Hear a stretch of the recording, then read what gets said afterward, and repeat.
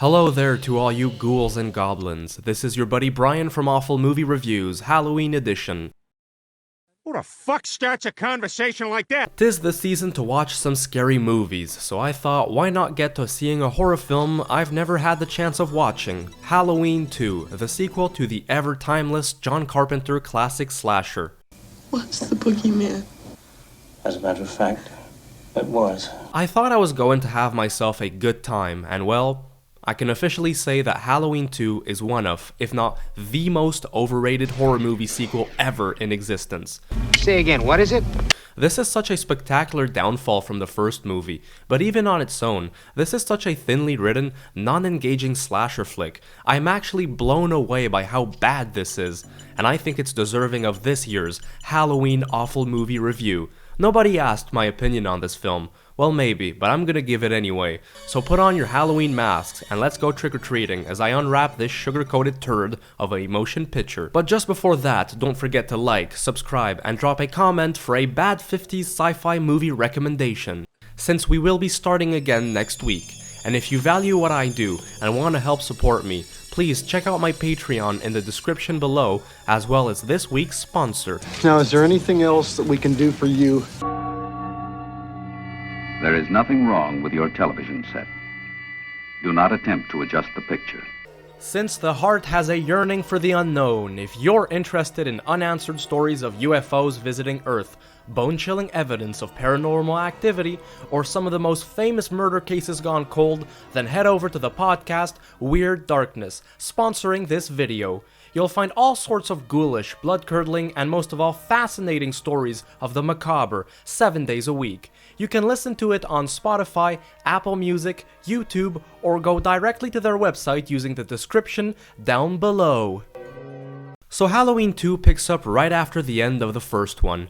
Dr. Loomis attempts to kill Michael, but fails. His own goddamn doctor. Laurie survives and is rushed to the hospital, where Michael slowly makes his way to the facility to kill her. Now, I'm personally not against sequels that pick up right after where the first movie finished, but it's got to be done right, and Halloween 2 isn't to the slightest. Can you hear? Hear about what? On a purely technical scale, I've got nothing against this movie. The cinematography is of good quality. I really liked the POV shots at the beginning, where Michael is walking around Haddonfield looking for his next victim. The production also benefits from a haunting musical score by John Carpenter, which was very good. While he stayed as producer on this sequel, just like Deborah Hill, he was not in the director's chair for this one, which does show. Sorry. I guess I just fuck up all the time. The acting is fine. Donald Pleasance really carries the movie performance-wise. But yeah, that's where the movie's first big flaw comes. Laurie Strode really feels like she's a leftover from the previous pick. Go and tell my wife before somebody else does. She spends most of her time barely awake in a hospital bed. I don't know what the nurses gave her, but she was out like a light for most of this movie. And when she is awake, she's crawling around the place like a living dead. It's kinda silly. Why me? And I've gotta say, the screenplay and the writing are what makes this flick such a waste. While the first movie was a landmark of the horror genre, focusing on mood, shadows, tension, and atmosphere, all while having a good lead role by both Jamie Lee Curtis and Mr. Pleasance, who I just mentioned, this sequel dives much more into the conventional slasher film category. There's more blood, although not nearly as much as some people would say there is, but it's less scary, and it's far from being a thrill ride. The flick basically feels like an endless string of bodies being stacked up by Michael. There's no real substance linking this whole plot together. Alright, so what do you want me to do? The script and the stock characters presented to us are all about as thin as my wallet right now. We get archetypical characters like the hot nurse, for example.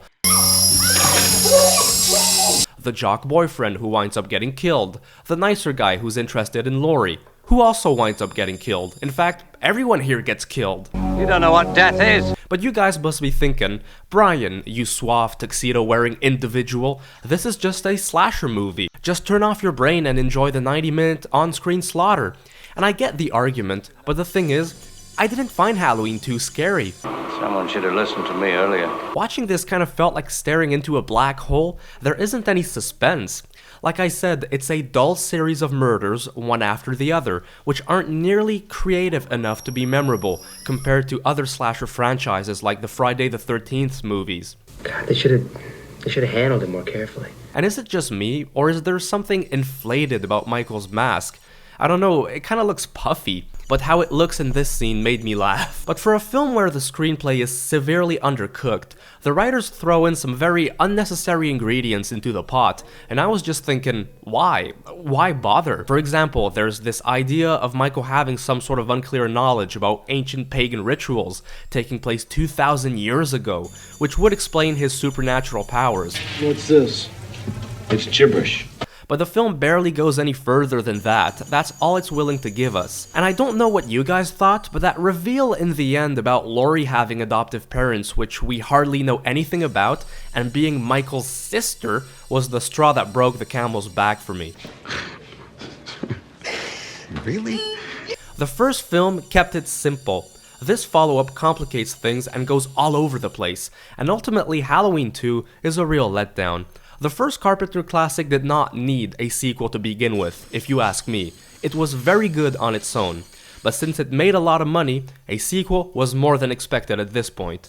But I'd really like to know what happened in those 3 years between 1978 and 1981 to explain why such a lazy and terrible script was ever greenlit for this movie. Yeah, overall, I know this may surprise people, but I was very disappointed by this sequel to such a well-known and classic horror movie. And this would ultimately be the start of the downfall of the Halloween franchise, until, by some miracle, that Halloween reboot was pretty good in 2018, before becoming uninspired trash again. Anyway, I'd rather watch Night of the Living Dead, which some characters were watching on TV in this film. What have I got to lose? Except my job. So have a happy Halloween for those who celebrate it. And on that note, what an awful movie.